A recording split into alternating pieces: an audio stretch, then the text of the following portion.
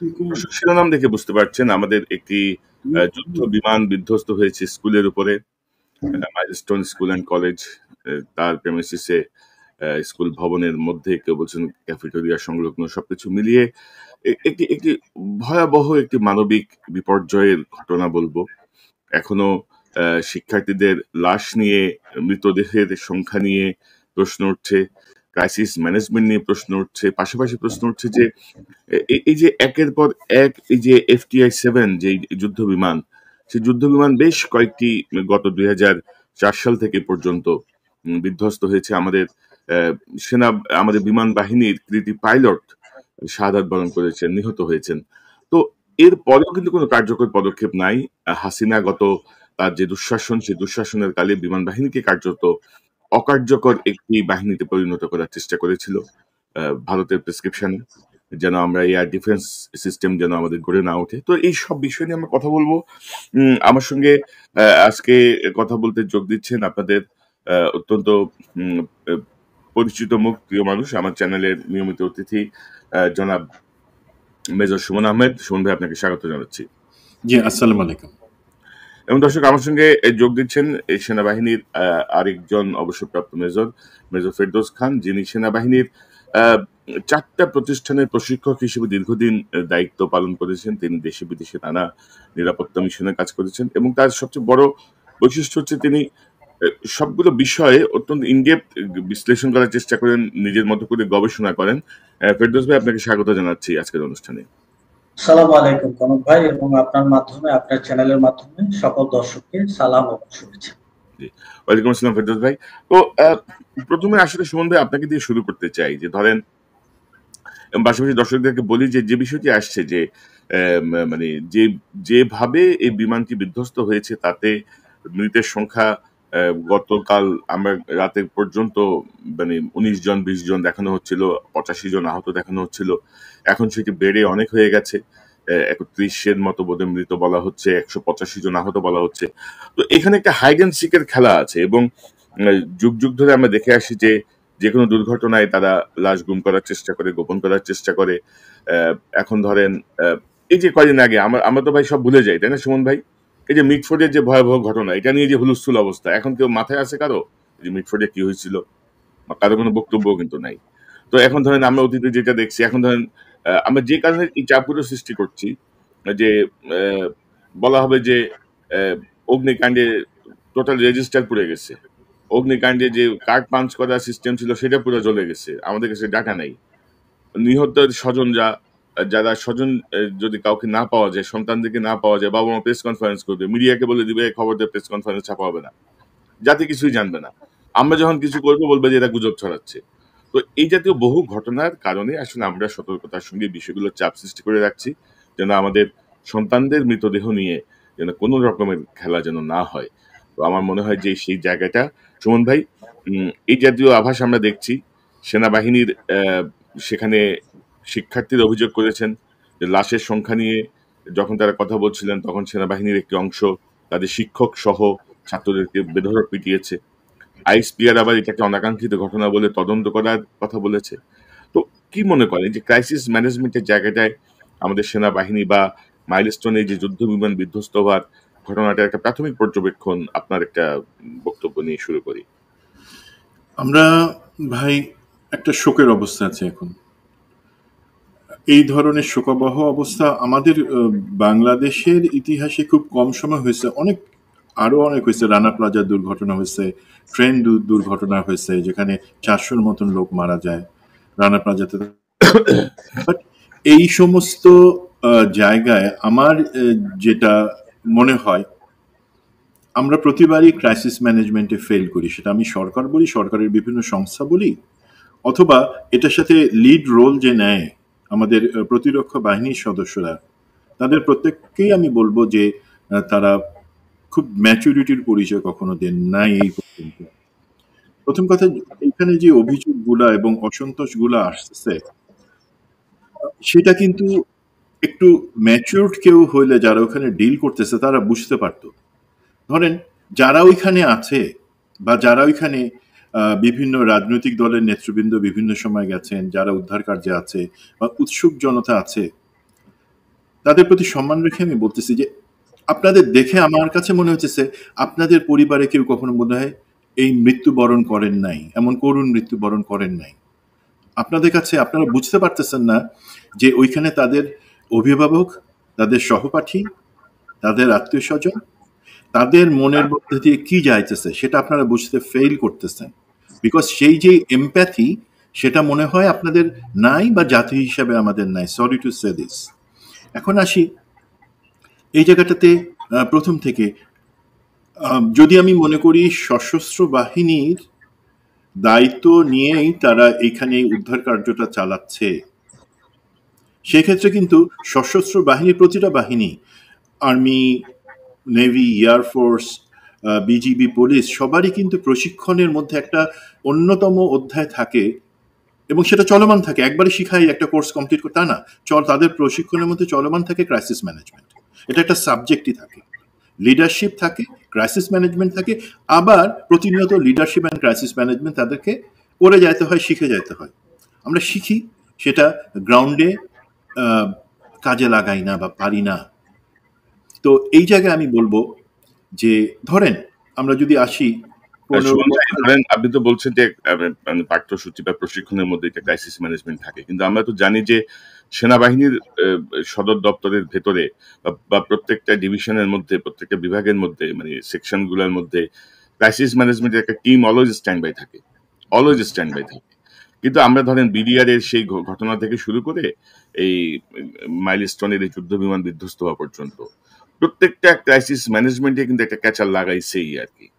প্রত্যেকটা ক্রাইসিস ম্যানেজমেন্টে কিন্তু একটা ভেজাল আমরা দেখছি। তো এই অবস্থা কেন, মানে ক্রাইসিস ম্যানেজমেন্ট? এটা আমি আবারও বললাম যে দেখেন সাবজেক্টটা কি, leadership and crisis management. Crisis management যারা অংশগ্রহণ করবে, সেটা ইভেন আপনি যদি আমাদের ফায়ার সার্ভিসকেও অ্যাড করেন, যারা ক্রাইসিস ম্যানেজমেন্ট একটা বড় ভূমিকা রাখে, এটা তো শুধুমাত্র সেই লোকগুলা না, আপনাকে দেশের সরকার, বাহিনী এবং ওইখানে যারা লিড করতেছে বা লিডার, তাদেরকে সুস্পষ্ট ধারণা দিবে। আমি আপনাকে একটা জিনিস বলি, প্রথম কথা, তারা কতক্ষণ সময় সেখানে গেছেন, উদ্ধার কাজ যখন শুরু হয়েছে, যারা আহত তাদেরকে এখান থেকে বের করার ক্ষেত্রে প্রায়োরিটিটা কি ছিল বা অগ্রগণ্যতাটা কি ছিল, তারা কি টিমে ভাগ করে গেছেন? আমরা যে কোনো এই ধরনের পরিস্থিতিতে যেটা হয় যে এলাকাটা এনসার্কেল করে রাখা হয়। এখানে অনেক ধরনের সুন্দর ড্রিল আছে যেটা প্রতি সপ্তাহে, প্রতি মাসে সশস্ত্র বাহিনীর প্রত্যেকে প্র্যাকটিস করে, বাধ্যতামূলকভাবে প্র্যাকটিস করে যে এই ধরনের ক্ষেত্রে কি হবে। বিভিন্ন পার্টি থাকে যারা প্রথম কথা নিশ্চিত করা উদ্ধার কাজ ব্যাহত যাতে না হয়, সেই জন্য এলাকার ভিতরে যারা উদ্ধার কার্যে আছে সরাসরি, তার বাদে বাইরের কেউ সেখানে ঢুকতে পারবে না বা আসতে পারবে না। বাট সেটা কিন্তু অনেক পরে হয়েছে। আমি পরে কেন হয়েছে, এলাকার লোকজন প্রথমে গেছে। এখন আপনি যে জিনিসটা বললেন যে সেনা সদরে, মানে কি, আমি বলবো ঢাকার কথা বলি, 46 ব্রিগেডের ইউনিটগুলাতে এক একটা করে প্লাটুন 10 মিনিটস এনটিএম এ থাকে, বা নোটিস টু মুভ। মানে আমি খাচ্ছি,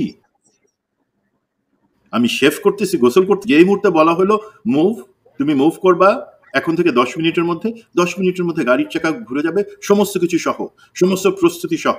এটা আছে, এটা নিয়মে আছে। বাস্তবে আমরা চেষ্টা করি, বা আমার ধারণা, বাট সেটা মানে আপনি যেই বিডিআর এর 2009 সালের ইনসিডেন্টের কথা বললেন, তখন তো ক্রাইসিস ম্যানেজমেন্টের জায়গায় আমরা অনেক কাঁচা ছিলাম। তারপরে সমস্যাটা কি দেখেন, ওইখানে যেই 3টা ইনফেন্ট্রি ব্যাটালিয়ন ছিল, তার মধ্যে আমাদের 4 ইস্ট বেঙ্গল রেজিমেন্ট, তাদের শুধুমাত্র তখন আমি, মানে ব্রিগেডিয়ার জেনারেল হাকিমের আদেশে আমরা তখন কিন্তু ফাইটিং ইন বিল্ট আপ এরিয়াটা প্রথম ট্রেনিং বা প্রশিক্ষণ, যে একটা বিল্ট আপ এরিয়াতে যুদ্ধ হলে বা ঘনবসতি এলাকায় যুদ্ধ হলে কিভাবে সেখানে আমরা উদ্ধার কাজ চালাবো, সেটা আমরা প্র্যাকটিস করতেছিলাম তার 3 মাস আগে থেকে। মাত্র একটা ব্যাটালিয়নের একটা কোম্পানি সেই জায়গায় ট্রেন ছিল, আমার কোম্পানিটা।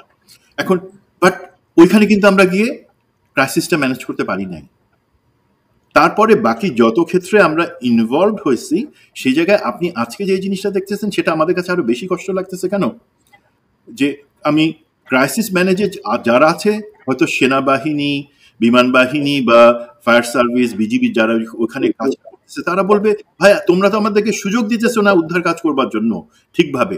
বাট একই সাথে তারা বুঝতে পারতেছে না যে আপনি একটা বাবা, আপনি একটা মা, আপনি একটা ভাই, আপনি বোন, আপনার সন্তান বা আপনার ভাই এই যে ভিতরে পড়ে আছে কিনা, আপনি তো লাশ দেখতে পাইতেছেন না। এখন সেই মানসিক অবস্থাটা কি, সেই অবস্থা কেন আপনি আসতে দিবেন? আপনার এনসার্টমেন্টটা তখন প্রথমেই যে তাদেরকে বোঝানো, তাদেরকে সেই সীমানার বাইরে রেখে বোঝানো যে দেখেন আপনাদের সহযোগিতা দরকার, আপনাদের সহযোগিতা পাইলে আমরা ভিতরে সেটা করতে পারবো। তো সেই জায়গাটা বোঝানোর জায়গাটাতে এখানে মনে ভাই একটু যে জি লিডারশিপের জায়গাটা আবার ইম্পর্টেন্ট। আমাদের লিডাররা কখনোই তাদের সেই জায়গায় ভূমিকাটা রাখতে পারেন না, সেই মাথায় বুদ্ধিটা সময় মতো আসে না। আরেকটা জিনিস যেটা মানে আমি বলবো যে আমাদের প্রত্যেকেরই দায়িত্ববান হওয়া উচিত। সেটা আমি জনগণ হই, আপনি দেখছেন জনগণ সেলফি তুলতেছে, জনগণ ভিডিও করে টিকটকে দিতেছে। একটা বাচ্চা ছেলে সে তার গা পুড়ে যাচ্ছে কয়লার মতন, সে অবস্থায় সে দৌড়ে আসছে, লোকে প্রথমে ভিডিও করতেছে, সে বাচ্চাটা মারা গেছে। তো এই সমস্ত জিনিসগুলা এখন হয় কি দুই পক্ষই দুই ধরনের কথা বলবে, বাট যেই ধরনের অভিযোগগুলো আসে যে আমার সন্তানের লাশ কেন আমি পাচ্ছি না, আপনারা কি লাশ গুম করতেছেন, আপনাকে লাশ সরাই ফেলতেন, আমাদের উদ্ধার কাজে এত দেরি হচ্ছে কেন, এই ধরনের জিনিসগুলো যদি আসে, উদ্ধার কাজে যারা আছে এবং সরকার দুই পক্ষকেই এটা বুঝতে হবে যে এটা বাবা আর মার কাছ থেকে এই প্রশ্নটা আসতেছে, আমরা কেউ করতেছি না। তো তাদেরকে যদি আমি লাঠিপেটা করি, সেখানে তাদের সাথে মারামারি করি, ভাই এই ইমোশনাল অবস্থায় আপনি কি তাদের লাঠিপেটা করবেন? আপনি তো আপনার ভাই হলে তার মাথায় হাত রেখে বলতেন যে বাবা, বুকে জড়ায় ধরতেন, বাবা প্লিজ একটু আমাদেরকে সময় দাও, সুযোগ দাও, আমাদের এখানে লুকাচাপার কিছু নাই। বাট যখনই আপনি তারকে লাঠি চার্জ করতেছেন, এমনিতে শোকাহত এই বাচ্চা, তারা মারা গেছে না বেঁচে আছে জানে না, নাকি চিকিৎসার জন্য কোন হসপিটাল নিয়ে গেছে জানে না, সে তাদের সাথে গালিগালাজ করতেছে। That is not the right thing. এই করেই কিন্তু শুরু হয় না। তবে আমাদের ধরেন উৎসুক জনতা যেমন সমস্যা ক্রিয়েট করে, আবার ধরেন পাশাপাশি এই যে সেনাবাহিনী, ফায়ার সার্ভিস, উদ্ধার কাজ তারাই প্রথমে শুরু করছে, সাধারণ মানুষ শুরু করে উদ্ধার কাজ। তারা শুরু করার পরে যেহেতু আসতে একটু সময় লাগছে, তার আগে কিন্তু তারা করার ফলেই তো ওখান থেকে অনেকে বের করতে পারছে। আপনার সেই মেহরিন চৌধুরী, সেই টিচারের কথা তো মনে আছে, উনি আপনারা জেনে থাকবেন যে আমাদের বিএনপির ভারপ্রাপ্ত সভাপতি চেয়ারম্যান তারেক রহমানের কিন্তু কাজিন উনি। উনি নিজে থেকে নিশ্চিত করেছেন এই 25টা বাচ্চা বের হয়ে যায়, এবং সেই ক্ষেত্রে আশপাশের লোকজনই সহায়তা করছে তাদেরকে বের করার জন্য। তারপরে উনি ইন্তেকাল করছেন, সেখানে মারা গেছেন। তো 100% বার্ন হয়ে গেছেন, উনি চাইলে উনি আমি অবশ্যই স্বীকার করব, কিন্তু পরে যারা সেলফি তোলার জন্য আর টিকটকে ভিডিও আপলোড করার জন্য সেখানে ভিড় করছে, আমি বলবো প্লিজ আমরা জাতি হিসেবে এগুলো হচ্ছে বিষয়। এবং ধরেন যে প্রত্যেকটা বিষয়তেই আমাদের যারা দায়িত্ব প্রাপ্ত যেই জায়গাগুলো থেকে আমরা ধরেন একটা কোশ্চেন তারা তৈরি করেই, একটা ভেজাল তারা লাগাই, পরে আবার এটা নিয়ে তদন্ত হয়, নানা রকমের বিষয়। তো এরকম একটা দুর্ভাগ্যজনক ঘটনা। মেজর ফেরদৌস খান, কিভাবে দেখছেন আপনি বিষয়গুলো নিয়ে একটু পর্যবেক্ষণ করছিলেন? 2004 থেকে 2025-26 যে এয়ারক্রাফট আমাদের বিধ্বস্ত হয়েছে বিভিন্ন সময়, এবং FTI-7 খুব সম্ভবত 5টা বা 6টা, এবং 6টা জায়গাতে আমরা আমাদের দক্ষ পাইলটকে হারিয়েছি। তো আমাদের সমস্যাটা কোথায়? ধরেন এই FTI-7 বাংলাদেশের জন্য বিশেষভাবে তৈরি করা, মানে অর্ডারের পরে তৈরি করা চীনের এয়ারক্রাফট, কিন্তু একটার পর একটা দুর্ঘটনা ঘটলেও আমরা জানি না যে চীনের সঙ্গে আমরা কথা বলেছি কিনা, তাদেরকে দিয়ে আমরা দেখিয়েছি কিনা, কেন এটা বিকল হয়ে যাচ্ছে শেষ মুহূর্তে হঠাৎ করে, এগুলো খবর জানি না। গত 1 বছরে এই হাসিনা, তো আমি যেটা বলছিলাম প্রথমে যে বিমান বাহিনীকে একটু অকার্যকর করে রাখার একটা পরিকল্পনা তো ছিল, সে অনুযায়ী কাজ করেছে হাসিনা। তো গত 11 মাসেও আমাদের নতুন এয়ারক্রাফট বা মেইনটেনেন্স, এই জায়গাগুলো কিছু হয়েছে বলে আমাদের কাছে কোনো তথ্য নেই। ইন্টারনালি কিছু খবর আমি যতটুকু খোঁজ নিয়েছি, তেমন কোনো সদুত্তর কেউ দিতে পারে নাই। তো সব মিলিয়ে আসলে আপনার কাছ থেকে আমরা একটু জানতে চাই আমাদের জিও পলিটিক্যাল বিষয় বা আমাদের এয়ারফোর্স সার্বিক পরিস্থিতি কিভাবে দেখেন আপনি? ধন্যবাদ কনক ভাই। সর্বপ্রথমে আমি আন্তরিকভাবে শোক এবং দুঃখ জানাচ্ছি অনেকগুলো শিশু বাচ্চা এবং যিনি শিক্ষিকা যিনি শহীদ হয়েছেন। আমি বলবো যে এখানে নিহত না বলে আমরা শহীদ বলাটা উচিত, কারণ যে ছোট বাচ্চাগুলা তারা তো জানতো না যে তারা কিভাবে মারা গেল, সুতরাং তারা শহীদ এখানে। আর যিনি শিক্ষিকা, যিনি বাচ্চাগুলাকে উদ্ধার করে শেষ মুহূর্তে যিনি মারা যান বা শহীদ হন, তিনি তো অবশ্যই শহীদ, তিনি একটা বড় কাজে। আমি প্রথমে একটু মেজর সুমনের কথা থেকে একটু আসবো ক্রাইসিস ম্যানেজমেন্টের বিষয়টা নিয়ে। প্রথমে এটা নিয়ে আসা উচিত। আসলে এখানে পয়সার দুই সাইড দেখতে হবে, both side of the coin should see. One side হচ্ছে আপনাকে দেখতে হবে যে দেখেন ক্রাইসিস অনেক রকমের ক্রাইসিস হতে পারে। আমরা বাংলাদেশ সেনাবাহিনী বেসিক্যালি ফ্লাড, তারপরে বিভিন্ন রকমের ডিজাস্টার, আর্থকুয়েক, এই ধরনের ক্রাইসিসের সাথে বাংলাদেশ সেনাবাহিনীর ফায়ার ফাইটিং, আগুন নিভানো, উদ্ধার করা। তো এখন যে ক্রাইসিসটা হঠাৎ করে হয়ে গেল, এই ক্রাইসিসটা এমন কোনো বইয়ে লেখা নেই, this is a thunder in a blue moon, হঠাৎ করে হয়ে যাওয়া ক্রাইসিস। গত 1 বছর ধরে বাংলাদেশ সেনাবাহিনী মাঠে আছে এবং বাংলাদেশ সেনাবাহিনী গত 1 বছর ধরে কাজ করতেছে basically in two civil administration. সেখানে বাংলাদেশ সেনাবাহিনী রেস্টোরিং দি ডেমোক্রেসি এবং অন্যান্য কাজ করে আছে। তো সিলেবাস এত ঘন ঘন চেঞ্জ হচ্ছে, হঠাৎ করে লাল, তারপরে নীল, তারপরে আবার লাল, আবার নীল, মানে দি colour is always changing, the work is always changing. আপনি দেখেন যে হাসিনা চলে যাবার পরে বাংলাদেশ সেনাবাহিনীকে কতগুলো চ্যালেঞ্জ ফেস করতে হচ্ছে। হাইকোর্টে আনসারের বিদ্রোহ, তারপরে আপনার সচিবালয়ের ঝামেলা, একটার পর একটা কিন্তু চলে আসছে। তো অ্যাকচুয়ালি এই ঘটনার জন্য তো আমরা কেউ প্রস্তুত না, এবং প্রস্তুত থাকাটাও আমি মনে করি যে এটা উচিত না যে একটা ফাইটার এয়ারক্রাফট একটা স্কুলের উপরে পড়বে এবং সেটার জন্য আমি প্রস্তুতি নিব বা বাংলাদেশ সেনাবাহিনী প্রস্তুতি নিবে। অবশ্যই এটা আমাদের কারোই কাম্য না। তো সেই হিসাবে এখানে দুটা সাইড, একটা হচ্ছে যে ইমোশনাল সাইড, একটা প্যারেন্ট বা একটা বাবা বা একটা মা যখন তার শিশুকে খুঁজতে ওখানে যাচ্ছে, স্বাভাবিক কারণে সে ইমোশনাল এবং সে ওখানে ব্যাকুল হয়ে থাকবে তার বাচ্চার জন্য, সে খুঁজতে থাকবে, এখানে সেখানে হাতাতে থাকবে। আবার একই সাথে সেনাবাহিনী ওইখানকার যে পরিবেশটা, ওই পরিবেশের সাথে যেহেতু সে ট্রেন্ড না এই স্পেশাল পার্টিকুলার এই সিচুয়েশনের সাথে, সে ওইখানে স্ট্রেসে থাকবে। তো এই দুই স্ট্রেস মিলে এখানে বলা যেতে পারে যে এখানে কিছু মিসহ্যান্ডলিং হয়েছে। সো এই মিসহ্যান্ডলিংটা আসলে বোথ সাইডের জন্য দুঃখজনক এবং আশা করা যায় এই ব্যাপারে আমরা মানে ভবিষ্যতে এই ধরনের জিনিস ঘটবে না, এটা বলা যায়। এখন আমরা আসতেছি যে এয়ারক্রাফটের যে আপনার দ্বিতীয় পার্টটা, এয়ারক্রাফটের যে আমাদের মেইনটেনেন্স এবং অন্যান্য জিনিস নিয়ে। তো বাংলাদেশ এয়ারফোর্সে আমি যতটুকু জানি আমার ক্ষুদ্র নলেজে, যে এয়ারফোর্সের প্রতিটা এয়ারক্রাফটের একটা নির্দিষ্ট ফ্লাইং টাইম থাকে এবং এই ফ্লাইং টাইমের ভিতরে যদি কোনো সমস্যা হয় তাহলে তো সেক্ষেত্রে সেটাকে গ্রাউন্ডেড রাখা হয়, আর যদি সমস্যা নাও হয় তারপরে নির্দিষ্ট ফ্লাইং টাইমের পরে সেই এয়ারক্রাফটটাকে গ্রাউন্ডেড করা হয় এবং সেটাকে ওভারহোলিং বা মেইনটেনেন্সের জন্য পাঠানো হয়। এখানে আমাদের F7BG, যেটাকে আমরা বলি বিভিন্ন সিরিজের, এটা বাংলাদেশের জন্য স্পেশাল অর্ডার করে তৈরি করা এবং this is one of the finest aircraft. এবং এই এয়ারক্রাফটটা বলা যায় কোনো ক্ষেত্রে এটা মিগের সমান। এটা যদিও বা টার্নিং রেডিয়াসটা একটু বেশি, বাট তারপর আর্মামেন্ট বেশি ক্যারি করতে পারে, ম্যাক্স স্পিড অনেক বেশি। এই এয়ারক্রাফটটা এটার অ্যাচিভমেন্টও অনেক বেশি ছিল, বাট আনফরচুনেটলি কি একটা কারণে এটা যে এইভাবে একটা দুর্ঘটনা ঘটায় দিল, তো সেটার আমরা যদি ব্যাকগ্রাউন্ডে যদি যাই, ব্যাকগ্রাউন্ডে আমরা যেটা পাবো যে পাইলট স্কিল। আমরা আসি পাইলট স্কিলে ফার্স্টে। বাংলাদেশ এয়ারফোর্স একটা পাইলটকে তৈরি করতে 5 to 7 ইয়ার্স টাইম নেয় একটা টোটাল স্কিল পাইলট তৈরি করতে। একাডেমিতে সে থাকে, সেখানে সে হচ্ছে তার বেসিক ফ্লাইং শিখে 100 আওয়ার্স তার ফ্লাইং শেষ করার পরে যখন সে ফাইটার স্ট্রিমে যখন যায়, তখন ফাইটার স্ট্রিমে যাওয়ার পরে সেখানে তাকে একটা জেটের উপর একটা ট্রেনিং দেওয়া হয়, that is also another 100 hours বা এই ধরনের কিছু। দেন সে অ্যাডভান্স জেটে যায়, অর্থাৎ তারপরে স্টেজে যায়। অ্যাডভান্স জেটে যাওয়ার পরে, অ্যাডভান্স জেট শেষ করার পরে দেন এই ধরনের বড় ফাইটার এয়ারক্রাফটে সে আসে, মিগে অথবা আমাদের F7 সিরিজে সে আসে। এই ছেলেটা অত্যন্ত চমৎকার একজন পাইলট, যে পাইলট তার সমস্ত ট্রেনিং শেষ করে সুন্দরভাবে তাকে এই ফাইটার স্ট্রিমে দেওয়া হয়েছে।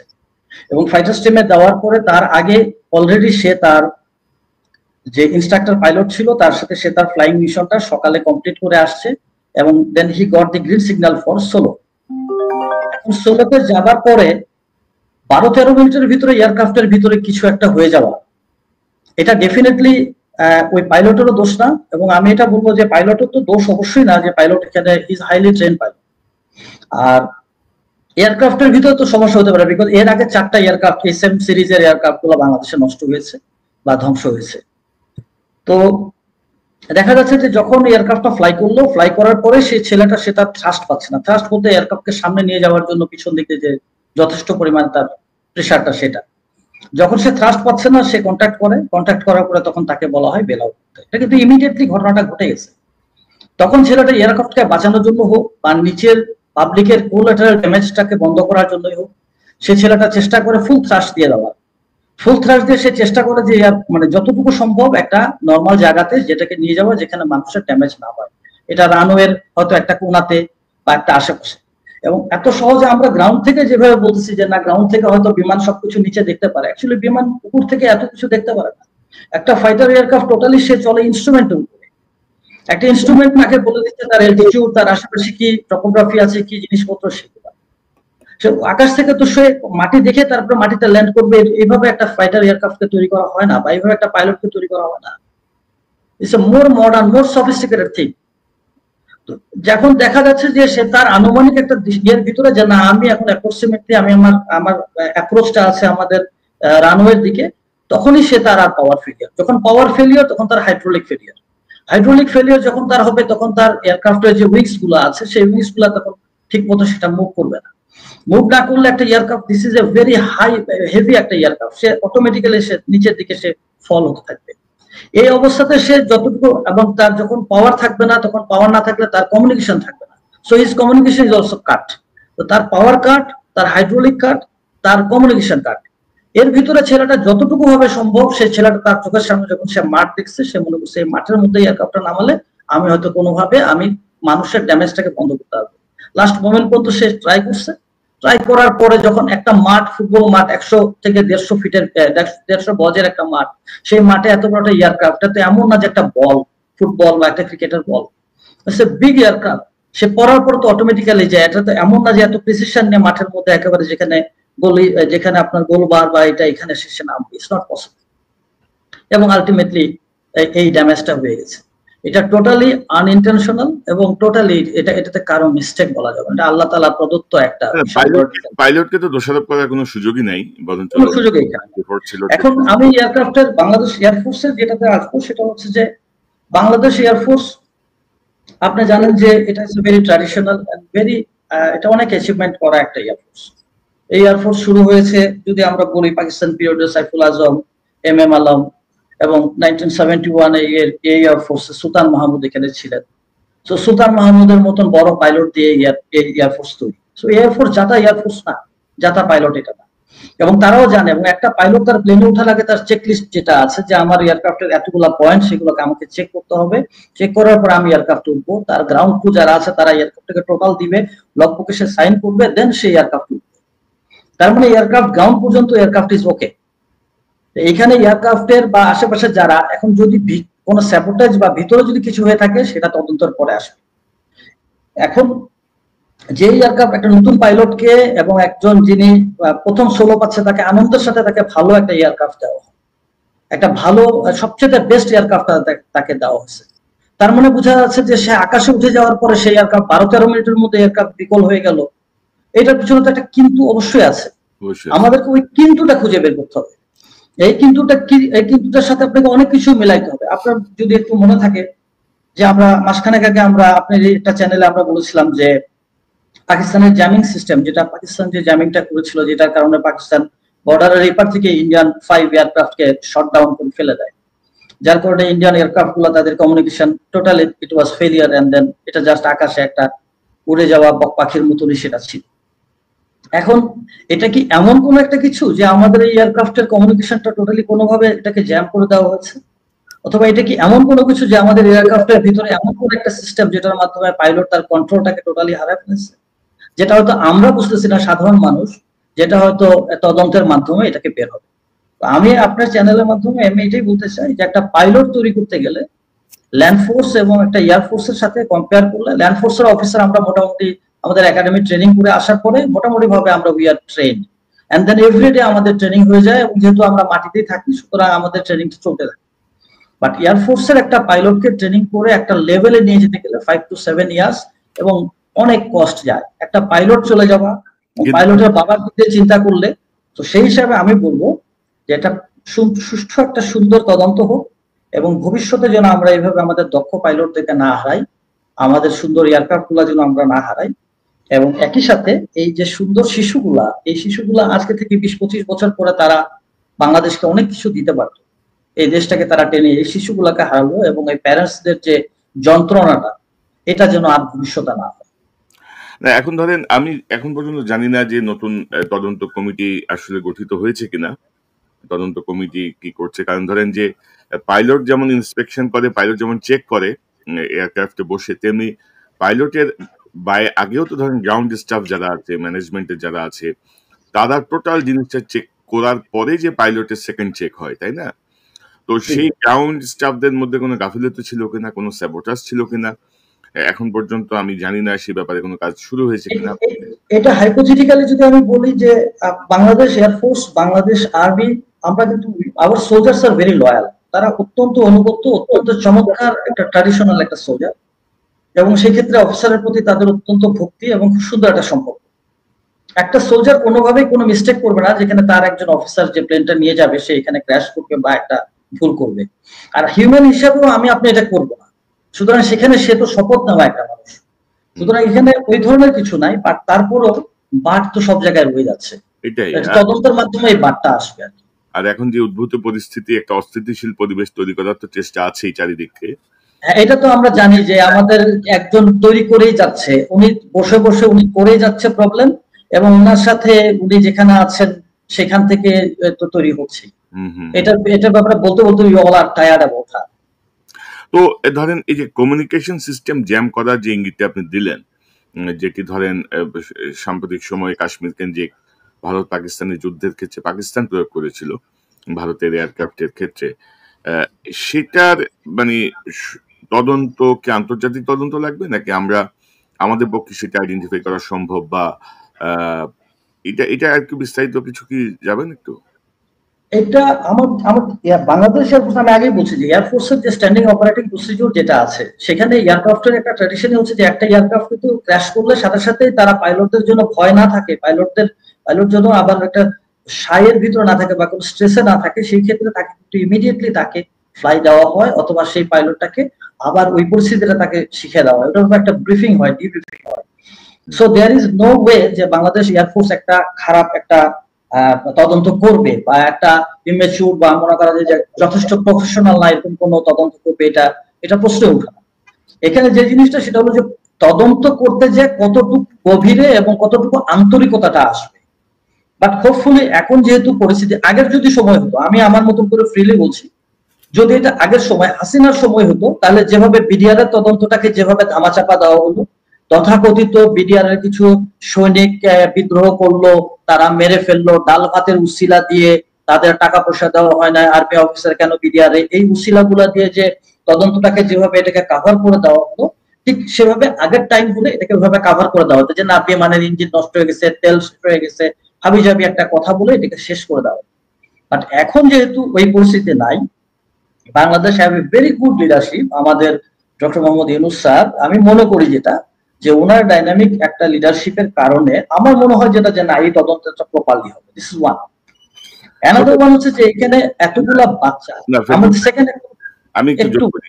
জি আচ্ছা না সিরিয়াস ভাই আপনি না, মানে হচ্ছে আমি যেটা বলতে চাচ্ছি যে হাসিনা নাই, লোক তো সব হাসিনারই। তো সেই জায়গাটায় আপনি এতটা আশাবাদী কি করে হন, বা ডক্টর ইউনূসের কি ডাইনামিজম আপনি দেখলেন আমি জানি না, কারণ 11 মাসে আমি রীতিমতো হতাশ হওয়ার পথে। তো আমরা চাই যে বিমান বাহিনীতে যারা আছেন, যারা তার সহকর্মীকে হারিয়েছেন, যারা এই বিমান ফ্লাই করবেন, যারা জীবন বাজি রাখেন দেশের জন্য, তারাই একটা চাপ সৃষ্টি করবেন যেন কোনো ধরনের গাফিলতি বা কোনো ধরনের শৈথিল্য প্রদর্শন করা না হয়। আমরা চাই না যে বিডিআরে যেমন 57 জন সেনা কর্মকর্তাকে হত্যা করার পরে আমাদের সেনাবাহিনীর ব্রাদার ইন আর্মসরা সব মেনে নিয়েছিল, মানে কিছু মানুষ প্রতিবাদ করা ছাড়া, এবং এই গত 11 মাসেও এর কোনো অগ্রগতি আমরা দেখি নাই, সেরকম যেন কিছু না হয় আর কি। কেউ যেন তার ব্যক্তিগত লাভালাভের বিবেচনায় যেন এই কোনো ধরনের আপোষ বা কোনো ধরনের কম্প্রোমাইজ যেন না যান, সেই প্রত্যাশাটা আমাদের থাকবে। জি আপনি যদি বলতে, এটা আমাদের আশা করে নিতে হবে এইভাবে, মানে মানুষ তো একটা হোপ নিয়ে বাঁচে। এখন আমরা তো একটা হোপ, 5ই আগস্টের পর আমরা সবাই কিন্তু একটা হোপে, এখন হয়তো আমাদের আশাটা পূরণ হয় না বা অনেক আশা পূরণ হচ্ছে বা হবে। এখন আপনি একটা জিনিস চিন্তা করেন যে আজকে আমি অন্য একটা জায়গায় বলছিলাম যে স্যালভেজ বলে একটা কথা আছে, একটা জাহাজ যদি পানির ভিতরে গভীরে যদি চলে যায়, ডুবে যায়, তাহলে সেই জাহাজটা যত গভীরে যাবে তত বড় ক্রেন লাগবে সেটাকে তুলে আনতে, এমভি রুস্তম বা অন্যান্য বড় বড় যে আমাদের রিকভারি যে জাহাজ হামজা এই ধরনের। এখন বাংলাদেশ এত পচা বা এত গভীরে আমরা চলে গেছি 15টা বছরে, যে এই গভীরতা থেকে তুলতে গেলে এটা তো শুধুমাত্র দুইটা জিনিস আছে, যে হামজা বা রুস্তম শুধু না যে বাংলাদেশকে এই কাদা বা পচা জায়গা থেকে তুলবে, এটার সাথে দুইটা জিনিস রিলেটেড। যত শক্তি সেটা সমানুপাতিক ভাবে সেটার সময়ও লাগবে, শক্তি এবং সময়। অর্থাৎ আমাদের আন্তরিকতা সবার, বাংলাদেশের সবার আন্তরিকতা লাগবে এবং একই সাথে সময় লাগবে। 1 ইয়ার আমার মনে হয় না ইজ নট এনাফ। 1 ইয়ারে এই দেশের এই পচা অবস্থা থেকে দেশকে তোলা যাবে না। না, কারণ আমি আমি দেখেছি, আমি কিন্তু 1 বছরে আমার কার্যকরী কোনো উদ্যোগ দেখি নাই। মানে জি না, এখনো আমি ওটা ওটা বলছি না। লাগবে, ওটা সমস্যা না, কিন্তু এই যে একটা কার্যকর যে উদ্যোগ নেয়া, এবং জি, আপনি দেখেন যে এখনো যেই যে অস্ত্র কেনার বা যে বিষয়গুলো নিয়ে হচ্ছে, সেখানে এখনো আওয়ামী লীগের লোকজন হাসিনা আত্মীয় স্বজনরাই এখনো সেই ডিলের মধ্যে আছে। তো এখন ভালো জিনিস এখন আমরা নিতেছি না, আমরা কমিশন এবং চুরি করে আমরা সব খেয়ে ফেলতেছি। আমাকে এখন আমরা আসেন, আপনি আসেন একটু অস্ত্র কেনার ব্যাপারে আমরা চাই। আমাদের নতুন এয়ারক্রাফট কেনার ব্যাপারে আমরা সবাই জানতাম যে নতুন এয়ারক্রাফট কেনা দরকার। এখন আমরা এখানে একটা নতুন পয়েন্ট, আমি যেটা আপনার এখানে বলতে চাচ্ছিলাম, সেটা হচ্ছে air defence versus active air, মানে ফাইটিং মানে ইয়ার। এখন আপনাকে যদি আমি একটা ছবি পাঠিয়েছিলাম কনক ভাই, যদি আপনি কাইন্ডলি, যে যেখানে একটা ম্যাপে আমাদের 6টা-7টা ছবি, যেটা মানে আমাদের অ্যাডভান্সরি জাস্ট আলোচনা করার জন্য, এটা কাউকে ইন্ডিকেট করে না। যদি হ্যাঁ, এখানে কনক ভাই আপনি যদি দেখেন যে আমাদের ঢাকা, মানে আমরা যদি গোল করে যদি দেখি, ঢাকা বাংলাদেশ মোটামুটি একটা গোল করে যদি দেখি, তাইলে আপনার দেখেন যে আমাদের আশেপাশে মোটামুটি ভাবে 7টা এয়ারবেজ আছে এবং মোটামুটি এভারেজ ডিস্টেন্স কিন্তু প্রায় সবগুলোরই 200 এন্ড অ্যাবাভ। তার মানে দেখা যাচ্ছে যে আমাদের we need a very strong air force. আমাদের একটা স্ট্রং এয়ারফোর্স দরকার। কারণ আপনি বলতে পারেন যে বাংলাদেশকে কে অ্যাটাক করবে, হিস্ট্রি থেকে তো আসছে, হিস্ট্রি বলে দিচ্ছে যে দেয়ার উইল বি অ্যাটাক, আক্রমণ হবেই। আজ হোক কাল হোক, আমার দেশকে করেন, আপনার দেশকে করেন, আমেরিকা আরেক দেশকে করুক, আরেক দেশ আমেরিকাকে করুক, there will be war. So আমার দেশে কেন আমি এই ওয়ারটার জন্য প্রস্তুত থাকবো না? তো হাসিনা আমলে এই 6টা বা 7টা এয়ারবেজের কথা কি একবারও হাসিনার মাথায় আসে নাই? একটা বার কি আসে নাই? হাসিনা এটাকে বলে দিল কি যে অ্যাক্টিভ এয়ার ডিফেন্স হলে হবে আমাদের।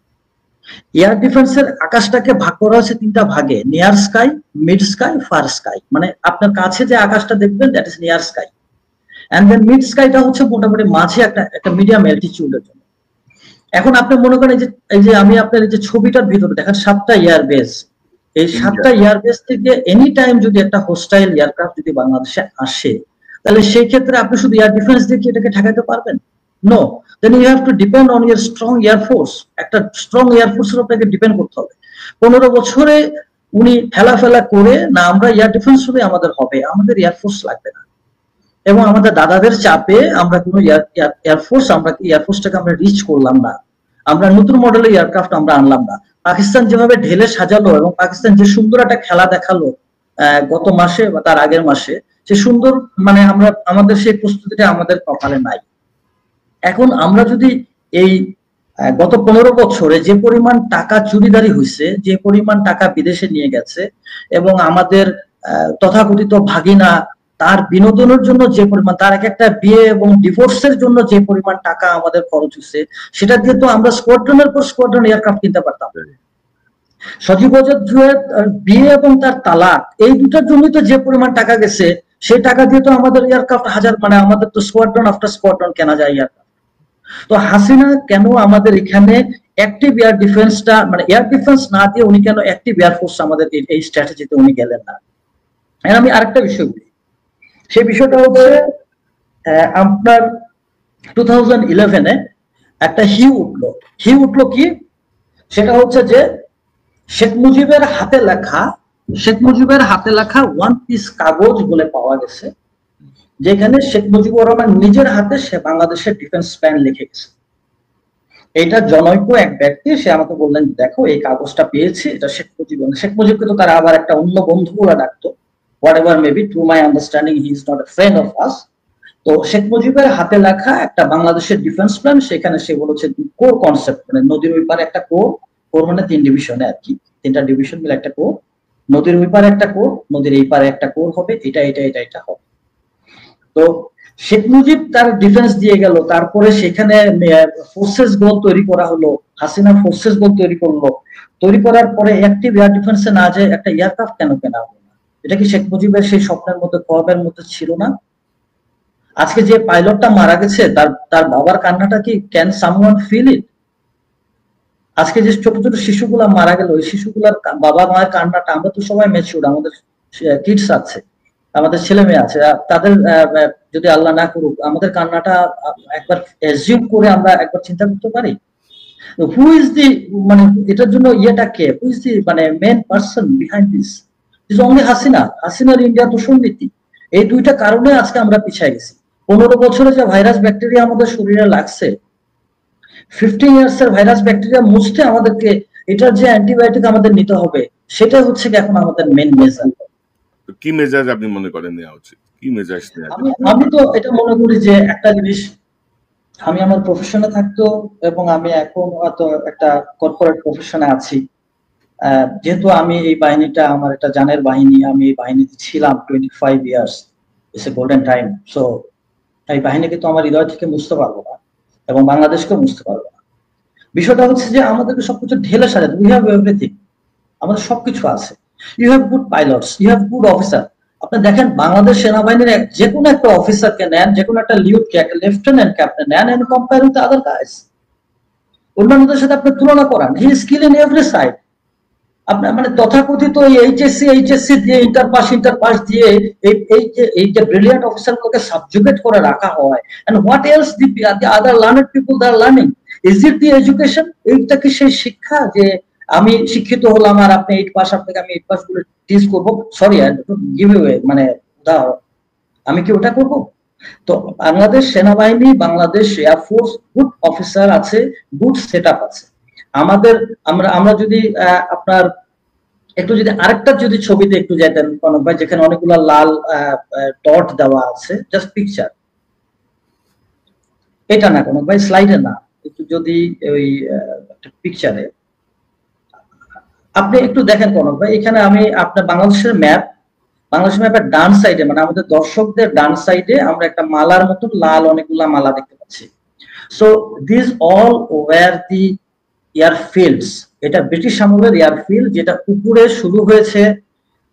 শুরু হয়েছে আপনার আসামের গুয়াহাটি, দেন শিলং, দেন সিলেট, দেন শমশেরনগর, তারপরে ত্রিপুরা, কুমিল্লা, এদিকে হাটহাজারী, এদিকে চট্টগ্রাম, এদিকে হচ্ছে গিয়া চকরিয়া, এন্ড দেন কক্সবাজার। এতগুলা এয়ারফিল্ড ছিল বাংলাদেশের কোন একটা সময়, অর্থাৎ 1945 পর্যন্ত, যখন সেকেন্ড ওয়ার্ল্ড ওয়ার হয়, বার্মা ক্যাম্পেন, তখন ব্রিটিশরা এই সবগুলাকে অপারেশনাল রেখেছিল। তার মানে এই জায়গার স্ট্র্যাটেজিক ভ্যালু আছে। স্ট্র্যাটেজিক ভ্যালু আছে জন্য আপনি দেখেন এখানে 9টা এয়ারফিল্ড। এই 9টা এয়ারফিল্ডের এখনকার কি অবস্থা? 9টা এয়ারফিল্ডের মধ্যে একটা একটা করে আসি। কক্সবাজার রানিং, চকরিয়া ভূমিদস্যুরা দখল করে এখানে ঘরবাড়ি বানায় ফেলেছে। দেন আপনি আসেন হাটহাজারিটা ভূমিদস্যুরা দখল করে ঘরবাড়ি বানায় ফেলেছে। এইভাবে আপনি কুমিল্লাতে আপনি মনে করেন ওটাও মানুষ খেয়ে ফেলছে। তো আর আসাম টাসাম এগুলো আমরা বাদ দিলাম।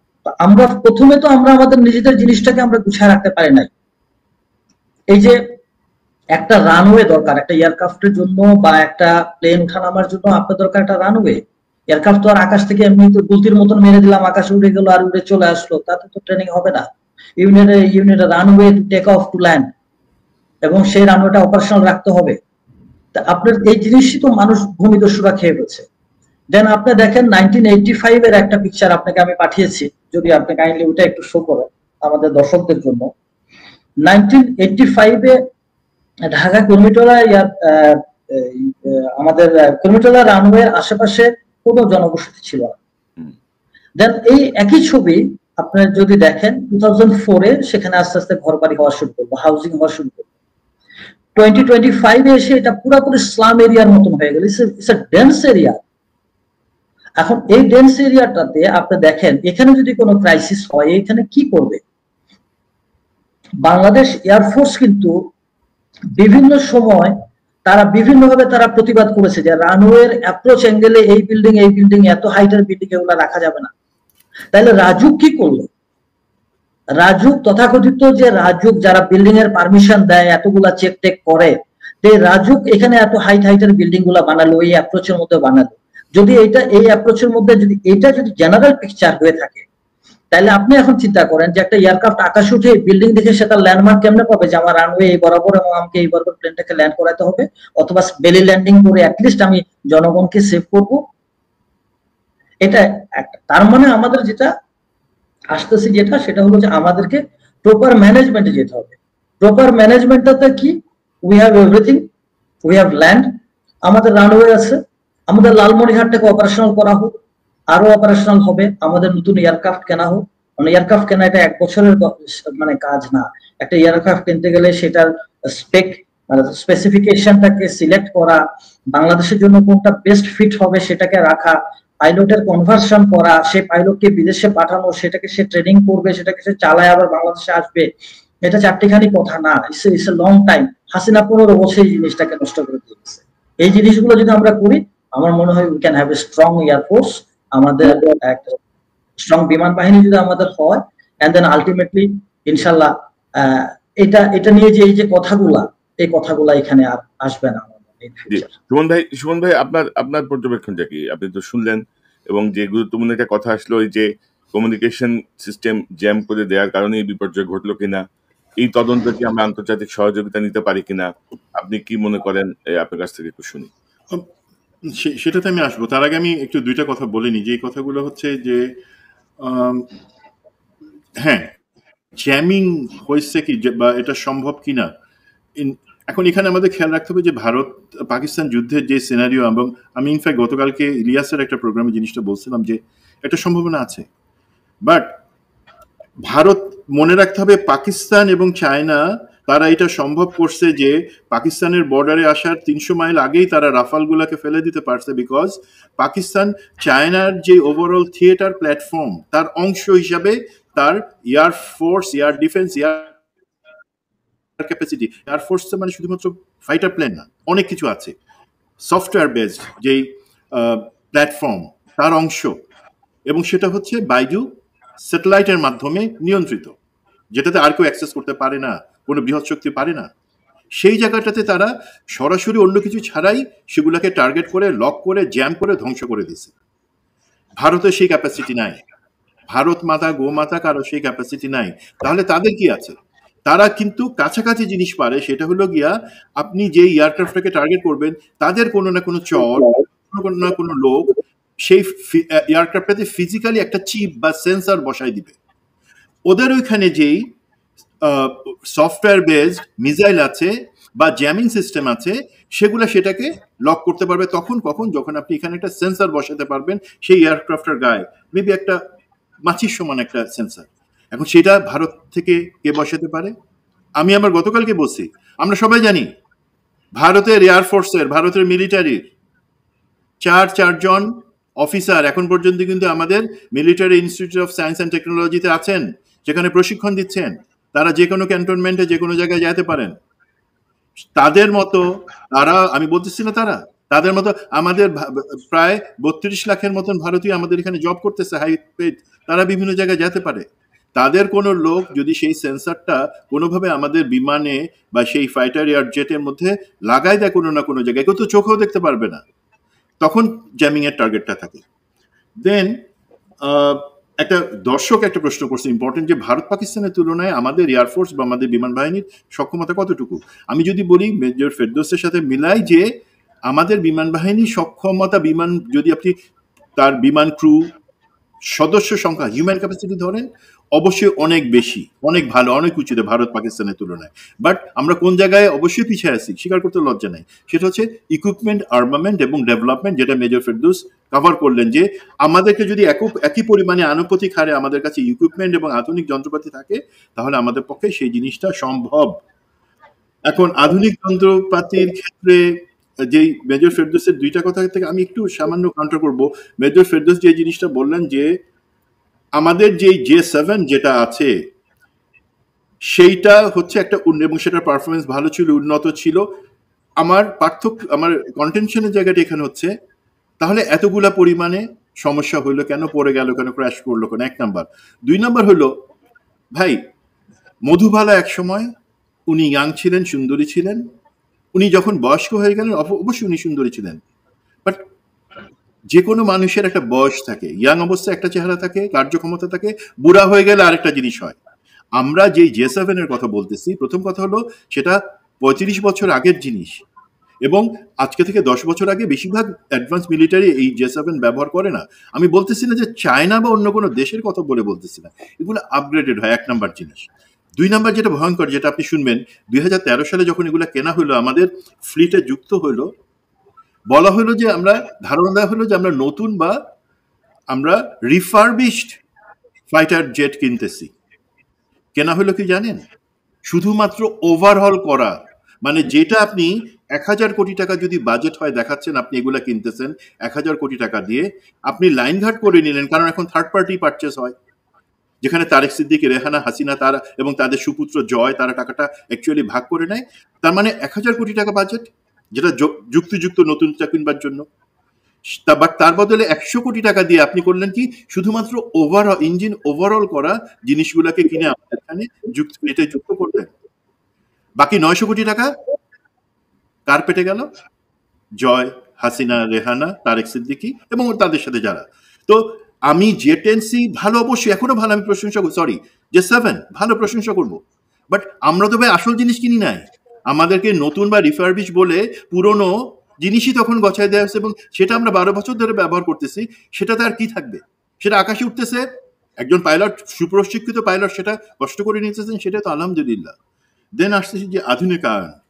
আমাদের অনেক দর্শক J10C চায়না থেকে পাচ্ছি সেগুলো বলতেছেন, কমেন্টে আমি দেখতে পাচ্ছি ওনারা আশাবাদী। ভাই, চায়না যে আমাদের J10C দিবে, স্ট্র্যাটেজিক একটা এয়ারক্রাফট দেওয়ার পক্ষে আমি তো আশাবাদী না। আমি যতটুকু জানি বা বুঝি, চায়না সেটা দেওয়ার ক্ষেত্রে দ্বিধাগ্রস্ত। সে আমাদেরকে অন্য ভার্সন দিবে। কেন সে দিবে না বা দিতে চাচ্ছে না? কারণ কিন্তু স্পষ্ট। চায়না জানে, আমাদের ইতিহাস পড়ছে, আমাদের মধ্যে মীর জাফরের সংখ্যা বেশি। চায়না যে এই টেকনোলজি যেটা ইউনিক, সে যদি আজকে আমাদেরকে J10C দেয়, তার একটা ভয় থাকতে পারে যে হাসিনা, তারেক সিদ্দিকীর গাদ্দারগুলো তো এখনো বিভিন্ন জায়গায় বসে আছে, ইম্পর্টেন্ট জায়গায়। তারা যে একটা J10C খুলে সেইখানে কিভাবে সেটা আছে, যেটাকে আমরা বলি প্রোটোটাইপিং করা, সেটা নকল করে আরেকটা বানানো ভার্সন, যেমন J7 কিন্তু হচ্ছে মিগের, রাশিয়ান মিগেরই একটা ভার্সন। আমরা যে সেটা ভারতকে দিয়ে দিব না সেই প্রযুক্তিটা, তাহলে তো ভারত একই সক্ষমতায়, একই স্ট্যান্ডার্ডের J10Cর মতোই আধুনিক বিমান বানাবে।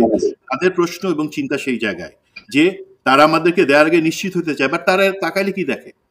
হাসিনা তো ওইখানে বসেই মনে হয় দেশ চালাইতেছে, এবং এখন দেশ যারা চালাচ্ছেন, যারা বাহিনী প্রধান আছেন, তাদের চোখের দিকে তাকাই, সে হাসিনার প্রেম দেখতে পায়, সারাক্ষণ জল জল করতেছে, চোখের মনির জায়গায় হচ্ছে হাসিনার জন্য একটা লাল হার্ট ঝুলতেছে।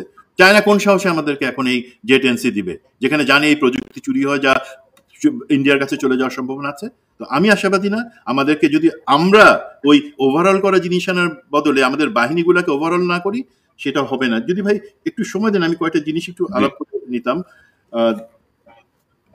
এখন এই জায়গা থেকে সামনে যাওয়ার জন্য কিছু কিছু জিনিস আছে। একটা হচ্ছে সরকারের দায়িত্ব আছে, বাহিনীর দায়িত্ব আছে, আমাদের জনগণের দায়িত্ব আছে, পারচেস প্রক্রিয়ার কিছু। সরকারের দায়িত্ব কি?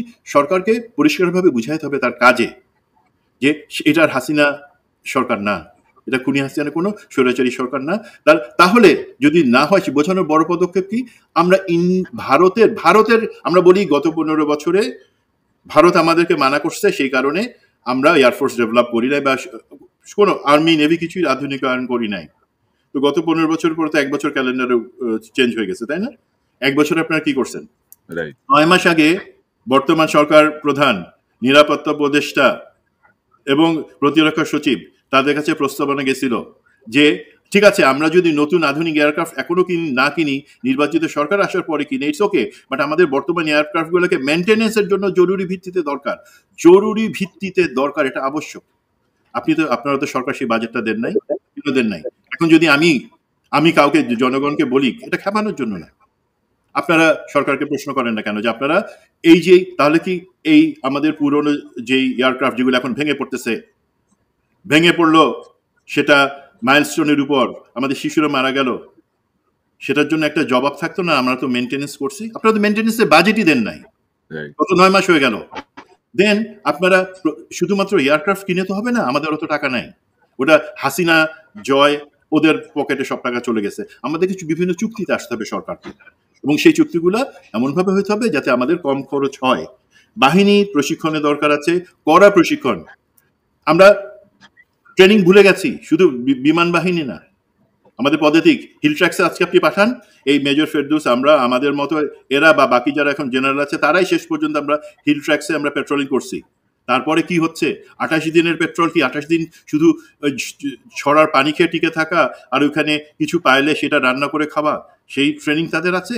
28 ঘন্টা যদি টিকতে পারে, আপনি বললেন পেট মোটা জেনারেল যারা আছে তারা একবার হিলে গিয়ে একটা 3 দিনের পেট্রোল এসআরপি করে দেখান, তারপর বলেন যে হ্যাঁ আমরা আমাদের সুপ্রশিক্ষিত করতেছি। অবশ্যই এখানে দায় আছে, আমরা আর্মিকে মাঠে ডিপ্লয় করে রাখছি আইন শৃঙ্খলা নিয়ন্ত্রণের কাজে। যদি সেটা আপনাদের অজুহাত হয়, ভাই আইন শৃঙ্খলা আপনারা কি নিয়ন্ত্রণ করতেছেন? কি এই পর্যন্ত বাহাদুরি করে দেখাইছেন যে আপনাদের তো চলে যাওয়া উচিত ব্যারাকে, আনসার দিয়ে আপনাদের মতনই কাজ সুন্দর করে হবে। দেন একটা জিনিস, আপনারা যদি বলেন যে না আপনারা চেষ্টা করতেছেন, ভালো। এখন একটা সেনাপ্রধান বা সেনাপ্রধান কিন্তু যে সব থেকে ভালো বন্দুক চালাতে পারে, অস্ত্র চালাতে পারে, বা যে একটা দৌড়ে সব থেকে আগে আসতে পারে, একটা সেনাপ্রধান হওয়ার জন্য, একটা বাহিনী প্রধান হওয়ার জন্য সেটা যোগ্যতা না, সেটা সব থেকে পিছনে। হচ্ছে আপনি আপনার বাহিনীর ভালোর জন্য, বাহিনীটাকে সুপ্রশিক্ষিত এবং সুদক্ষ রাখবার জন্য আপনি কি সবটুকু করতেছেন? আপনি কি উচ্চ পর্যায়ে গিয়ে বলতেছেন না এটা আমার বাহিনী, দেশের প্রয়োজনে, জনগণের প্রয়োজনে আমার এই বাহিনীর এই এই জিনিস প্রয়োজন, আমাকে সেটা দাও? আপনি যদি সেটা না বলার মতো আপনার সাহস থাকে, আপনার কলিজা থাকে, আপনি সসম্মানে চলে যান। সেটা সব বাহিনী প্রধানের জন্য আমি বলতেছি। সামরিক ক্রয়, সেই জিনিসটা ইম্পর্টেন্ট। সামরিক ক্রয়তে আমরা দেখে রাখছি, এটা নিয়ে অনেক কথা হয়েছে, অনেক হবে, বাট আগেরটার আমি দোষ দিয়ে কেউ করবো। এখন কি হচ্ছে, এখন জেনারেল তারেক সিদ্দিকী, রেহানা হাসিনা হওয়ার জন্য তো লোকে দাঁড়ায় আছে, নতুন নতুন জেনারেল তারেক সিদ্দিকী লোক জড়ো হয়ে যাচ্ছে, তারা যে জিনিসটা করতেছে আবার নতুন করে ঘুট পাকাচ্ছে। কিছু কিছু ক্রয় প্রস্তাবনা আসছে যেটা তারা গভর্নমেন্ট টু গভর্নমেন্টের বদলে ওপেন টেন্ডারের কথা বলতেছে, মানে আবার সেই টাকা খাওয়ার প্রক্রিয়া শুরু হয়ে যাচ্ছে। মানে আমরা তো জানি যে রাজনৈতিক দলগুলা চায় যে এই বাহিনীর জন্য যে বরাদ্দ তারা বাজেটে দেখাবে তার 90% তারা তাদের পকেটে লুটপাট করবে। তো সেই জায়গাটা যাতে না হয়, মনে রাখবেন। অ্যাটলিস্ট আপনি জানেন যে আমাদের এখানে অতটুকু রিচ আছে, স্টেট ডিপার্টমেন্ট এবং পেন্টাগন, যেখান থেকে আপনারা এই উল্টা পাল্টা বুঝাই 10 দিন দামে কিনবার চিন্তা করতেছেন, আমরা সেই সব জায়গায় ইনশাল্লাহ পৌঁছাবো, নিশ্চিত করব জনগণের টাকা প্রতিটা পাই পয়সা খরচ হবে এবং সেটা জনগণ সঠিক জিনিসটা পাবে। দেন আমি বলতে চাই যে জনগণের ক্ষেত্রে আমাদের দায়িত্ববোধের পরিচয় দিতে হবে, আমাদেরকে এক্সপেকটেশনটা রাখতে হবে এবং শৃঙ্খলা জিনিসটা রাখতে হবে।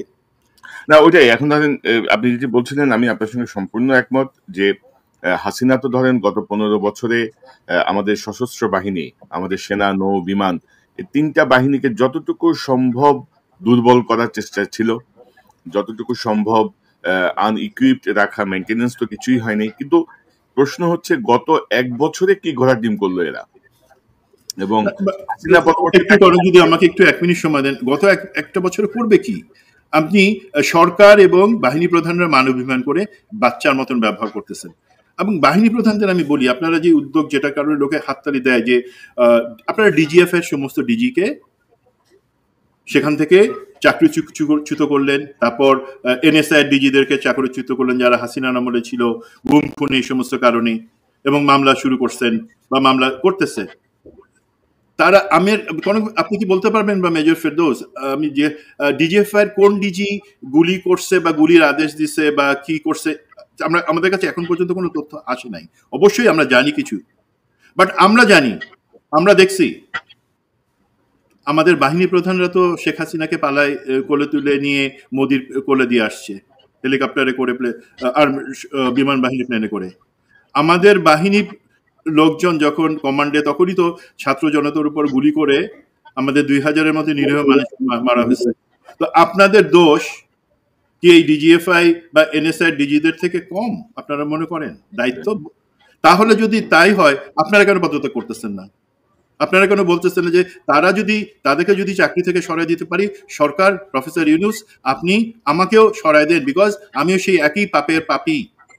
তারা বলবেন এবং এরাই তো দেশ চালাচ্ছে। আপনি এই 1 বছরে কি আশা করবেন তাদের কাছ থেকে?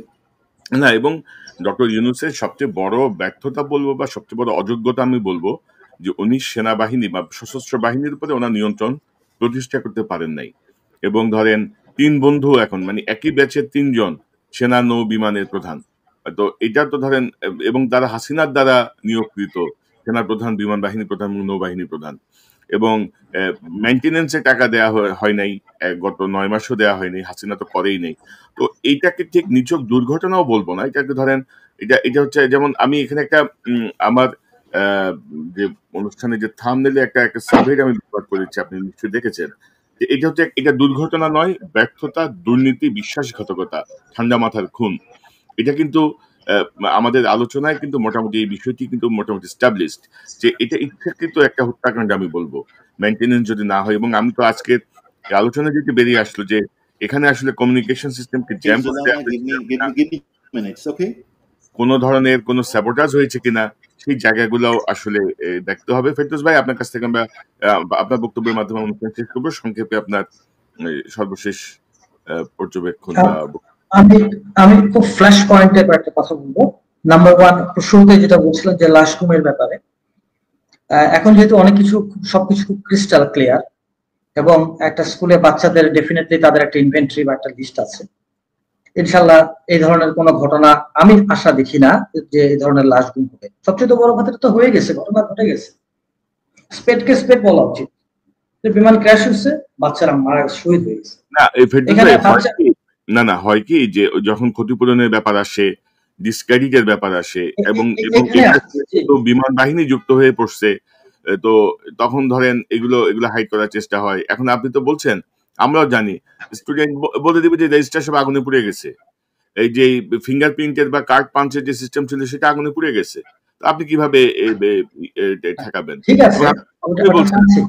এটা প্রথমেই বলছিলাম, অসহায় পরিবারগুলো যদি প্রেস কনফারেন্সও করে, ডিজিএফআই বলবে যে এটা কোনো কিছু প্রকাশ হবে না, পত্রিকায় প্রকাশ হবে না, আমরা করব না, আমাদেরকে বলবে যে এটা গুজব ছড়াচ্ছে। এগুলো আমরা দেখছি রে ভাই, এগুলো আমাদের অভিজ্ঞতার আলোকে বলা আর কি। জি বলেন। এটা তো অবশ্যই, এই ঘটনা তো ঘটছে বাংলাদেশে, এটা তো আর আজকে একদিনের পতন না। এরকম করে বোন তাজিন গার্মেন্টস পড়ে গেল, পুরাটাই তো ওটা আটকায় দেওয়া।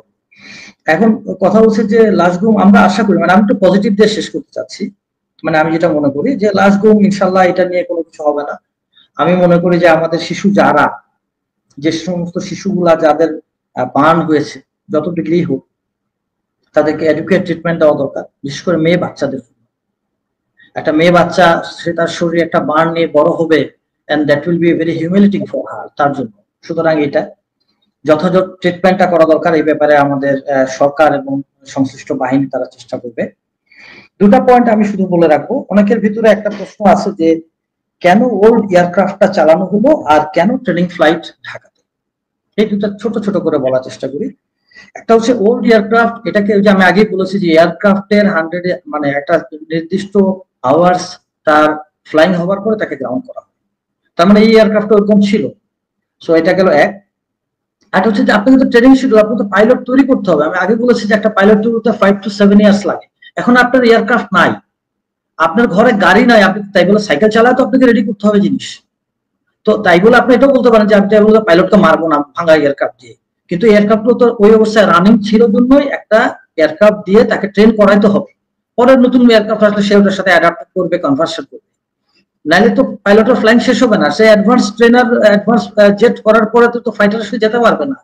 আজীবন সে বুড়া হয়ে গেলে তারপর তো প্লেনে উঠে তার লাভ নাই। এটা গেল একটা। আর কেন ঢাকায় ট্রেনিং ফ্লাইট?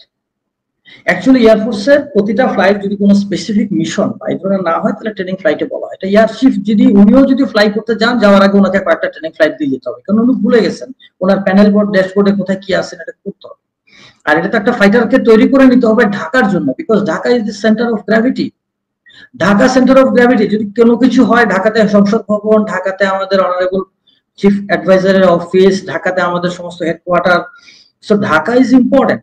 যেটা আমি দেখালাম যে আমাদের চারিদিক থেকে সব জায়গা থেকে 200 কিলোমিটারের ভিতরে হচ্ছে ঢাকা, 200 মাইলের ভিতরে। তো ট্রেনিং ফ্লাইট মানে শুধু এটা না যে সে উঠবে শিখবে থাকবে, তা না। তাকে উঠে একটা নির্দিষ্ট এলাকায় সে যাবে, ওখান থেকে সে তার মিশন শেষ করে আবার ঢাকাতে নামবে।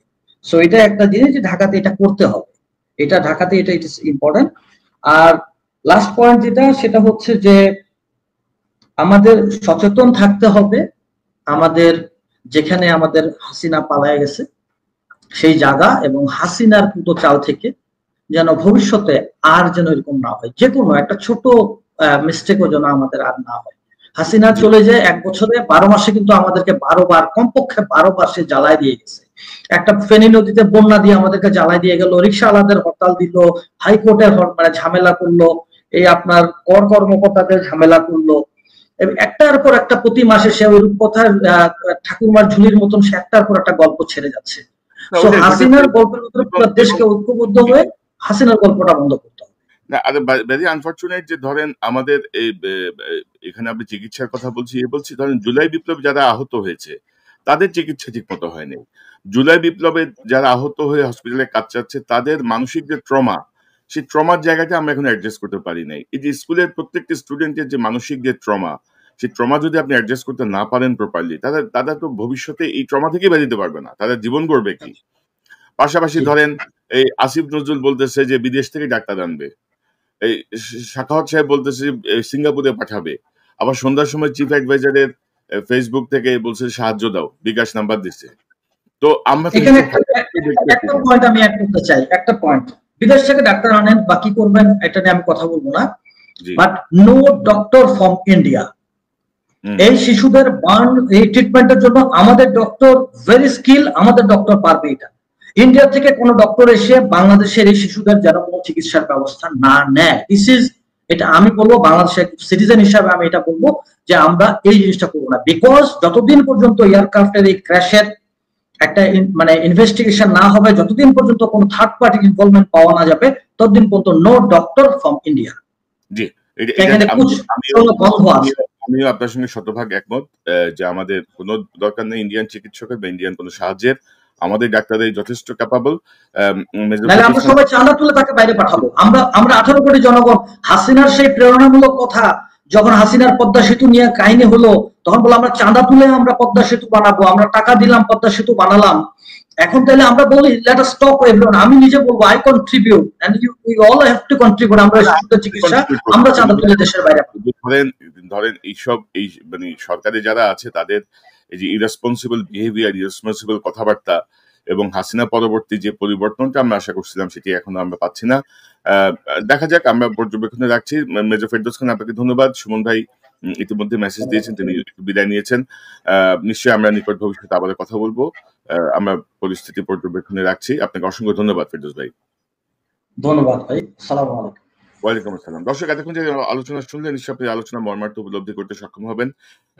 গুরুত্বপূর্ণ কয়েকটি পয়েন্ট বেরিয়ে এসেছে, তার মধ্যে অন্যতম হচ্ছে কমিউনিকেশন সিস্টেম জ্যাম হয়েছিল কিনা, কোনো সাবোটাজ এখানে হয়েছে কিনা, সেটির জন্য আমরা নিশ্চয়ই আন্তর্জাতিক একটি তদন্ত চাই, সেই দাবি আমরা উত্থাপন করছি।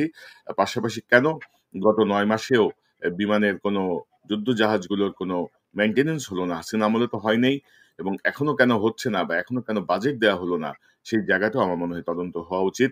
এবং কোনো ধরনের মেইনটেনেন্সের আগে বা নতুন এয়ারক্রাফটের আগে এইসব প্রচেষ্টা বন্ধ রাখা উচিত। কারণ মানুষের জীবন যে কোনো পাইলট তৈরির চেয়ে অনেক গুরুত্বপূর্ণ, এবং পাইলট তৈরি করতে চেয়ে আমাদের স্কিল্ড মানুষগুলোকে, আমাদের সৎ মানুষগুলোকে যে হত্যা করার যে ষড়যন্ত্র বলবো আমি, যে হত্যা করার যে মিশন, সেটি বন্ধ করতে হবে। এবং এই জায়গাটায় আমার মনে হয় যে সকল রাজনৈতিক দল, সকল মহলের একটি সতর্কতা প্রয়োজন। আবারও বলছি, উত্তরায় যারা শহীদ হয়েছেন, যারা নিহত হয়েছেন, প্রত্যেকের প্রপাত তালিকা আমরা দেখতে চাই। কোথাও যদি কোনো ধরনের হীন প্রচেষ্টা দেখি গুম করার বা তথ্য গোপন করার, তাহলে কাউকেই ছাড় দেওয়া হবে না। এবং প্রত্যেকটি শহীদ পরিবার, প্রত্যেকটি শিশুর পরিবারকে যথাযথ ক্ষতিপূরণ দিতে হবে। এই ক্ষতিপূরণ দিয়ে তাদের যে লস, সেটি হয়তো পূরণ হবে না, কিন্তু এই ক্ষতিপূরণের ব্যবস্থা করতে হবে। প্রত্যেকটি শিক্ষার্থীর মানসিক ট্রমা যেন না ঘটে, সেজন্য তাদের যথাযথ সাইকোলজিক্যাল কাউন্সিলিং বা এর মধ্য দিয়ে একটি উন্নত পরিবেশের সৃষ্টি করতে হবে। তো দর্শক, এই চ্যানেলটি সাবস্ক্রাইব করে আমাদের পাশে থাকুন, এই চ্যানেলের মেম্বারশিপ নিয়ে আমাদের পাশে থাকুন। আবারও দেখা হবে ইনশাল্লাহ। আসসালামু আলাইকুম।